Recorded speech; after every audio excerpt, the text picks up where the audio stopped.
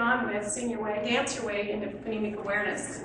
I firmly believe that phonemic awareness is such a sound, firm foundation that when I look at it in my own classroom, I so often watch teachers, and as I go out and work with teachers across the state, and the teachers even in my school, I see them trying to look at phonemic awareness as a separate thing from the rest of their curriculum.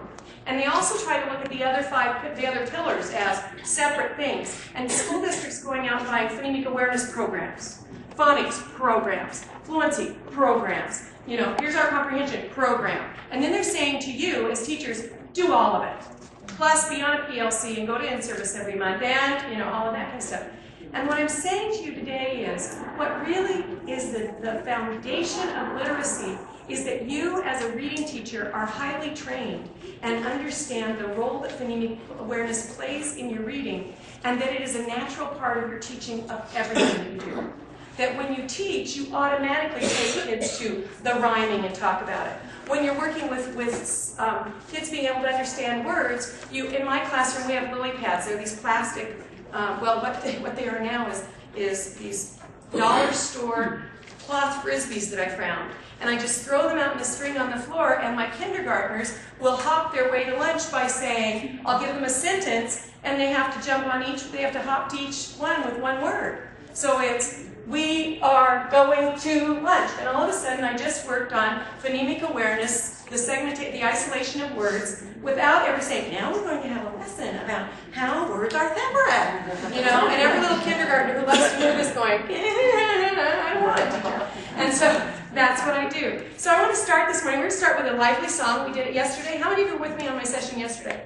And you came back. You are gluttons for punishment. Okay? We're going to start with a lively song that my kids love. And part of understanding phonemic awareness is a totally aural. We understand what aural is? It's auditory skill. It is not a written skill. So it's not done with posters and words and charts and all of that. You move into it. But every time you work with print, you're working on phonemic awareness if you work a lot orally with it. But it's not visual. It's aural. And so we're going to do a song that I did yesterday, because all of you will take it back to your K2 classrooms. How many of you are K2? I hope you all are, because if you're a junior high teacher, you are in the wrong place. Okay? But you'll have fun, okay? And this song you can take back to your classroom and do Monday morning. If you have my album, you can do it with me singing with it. If not, do it yourself, okay? It's to the tune of Mrs. Gooney Bird had 7 chicks. 7 chicks had men. Numbers, we gotta teach numbers. They couldn't fly, they couldn't swim. They could only go like this. Right on, Mrs. Gooney Bird had 7 chicks. Come on, you know the words. 7 chicks had Mrs. Gooney Bird. They couldn't fly, they couldn't swim. They could only go like this. Right arm, right leg, left leg. Mrs. Gooney Bird had 7 chicks. 7 chicks had Mrs. Gooney Bird. They couldn't fly, they couldn't swim. They could only go like this. Right arm, right leg, heck away. Mrs. Gooney Bird had 7 chicks. 7 chicks had Mrs. Gooney Bird. They couldn't fly, they couldn't swim. They could only go like this. Right arm, right leg, left leg, heck away. Turn around. Mrs. Gooney Bird had 7 chicks. Oh my gosh, I can't do that. 7 chicks had Mrs. Gooney Bird. They couldn't fly, they couldn't swim. They could only go like this. That's all! One of the coolest things about teaching primary children is that they don't know what it means not to be busy. They are born busy. Last year I had all boys in my K1-2 classroom. All boys. My school is a school that's there for kids that need us. And so for that reason, parents whose kids have gotten kicked out of the school or don't fit, they're a square peg in a round hole, they always choose us. So last year, all parents that chose us were all the little boys. Some of our little boys have been locked in closets at school, and some of them have been not had the best situation. And I got them, and they were movers and shakers. Trust me, you know. And I'm an old woman, but we did the coolest stuff. And this was one of the songs that we used for transitions. But you know, the thing about it is, then when we put the print, when we started working on phonics and understanding words, I could say, what do you hear at the beginning of Gutenberg? And that became, so just a part of my automatically working with a song was to look at those sounds. They couldn't fly. Fly. Oh, what sound do you hear?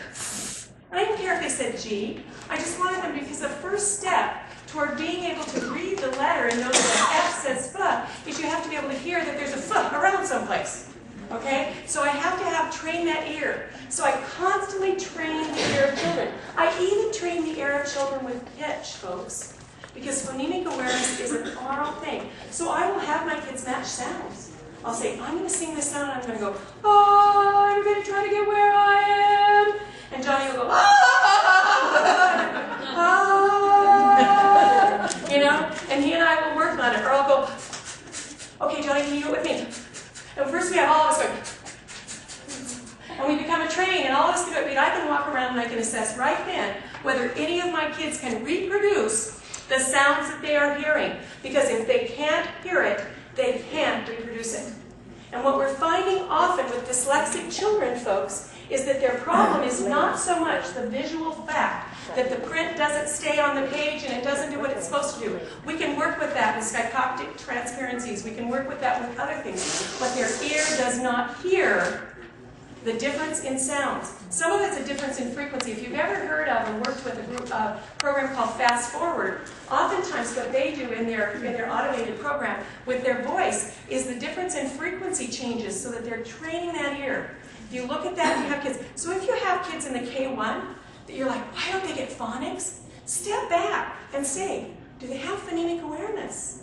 Can they reproduce? Can they hear it at the beginning of a word? Can they reproduce? I work with a lot of CDSs, and CDSs talk with kids about how their mouth makes a sound, but the first thing they have to get is for the kid to be able to hear the sound in order to be able to reproduce it. And I have child after child after child that I work with. They're even 3rd and 4th and 5th and 6th and junior high. Most of the kids that I work with at junior high level who are not capable of reading also have no phonemic awareness. They cannot hear the differences in sounds. Some of them even have a gap in their frequency levels that they can hear. So my husband can't hear a certain frequency at all.